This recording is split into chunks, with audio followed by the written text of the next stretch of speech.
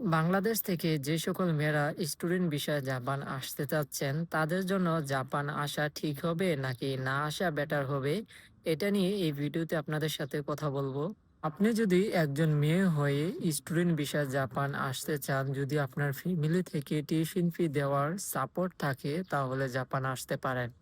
আর যদি আপনি ১০ থেকে ১৫ বা ১৩ লক্ষ টাকা ঋণ করে জাপান আসেন, তাহলে আমি বলব যে আপনার জন্য জাপান না আসা বেটার হবে। বাংলাদেশ থেকে জাপান আসার পর আপনার নিজেকে অনেক পরিশ্রম করতে হবে যদি আপনার ফ্যামিলি থেকে টিউশন ফি দেওয়ার মতন কোনো সাপোর্ট না থাকে। আপনারা এখানে পড়াশোনা করা, তারপর হচ্ছে টিউশন ফি ম্যানেজ করা, কাজ করা আসলে বাংলাদেশি মেয়েদের জন্য এটা অনেকটাই কষ্টকর এবং কঠিন। আর যদি আপনি দেখেন মিয়ানমার, তারপর হচ্ছে নেপালি, ভিয়েতনামি, তারপর হচ্ছে মায়ানমার, চাইনিজ ওরা অনেক পরিশ্রম করতে পারে। ওরা অনেক পরিশ্রমী লোক কারণ তারা ছোট থেকেই অনেক পরিশ্রম করে আসে। তার জন্য তারা জাপান এটা তারা মানিয়ে নিতে পারে আরকি।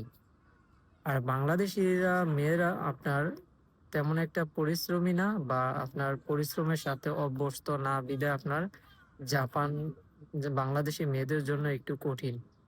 তারপর হচ্ছে আপনি বাংলাদেশ থেকে যখন জাপান আসবেন, আসার পর আপনি যেই সিটিতে আসছেন, তখন যদি আপনি বাংলাদেশী কোনো মেয়ে না পান বা রুমমেট না পান, তখন কিন্তু আপনাকে দেখা যায় নেপালি, ভিয়েতনামি, তারপর হচ্ছে মায়ানমার, চাইনিজদের সাথে আপনার রুম শেয়ার করে থাকতে হবে বা স্কুলের ডরমিতেও যদি থাকেন, দেখা যায় যে তারা আপনার মায়ানমার, নেপালি, ভিয়েতনামি, তারপর হচ্ছে আপনার চাইনিজ, তারা আপনার মদ, সিগারেট এগুলো খায়, যেগুলো আপনার বাংলাদেশী মেয়েরা অভ্যস্ত না আরকি।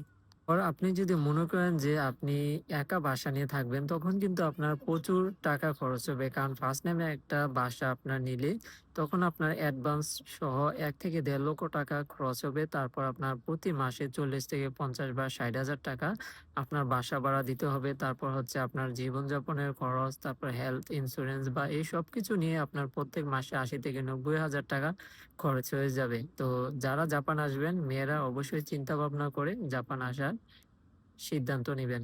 আল্লাহ হাফেজ।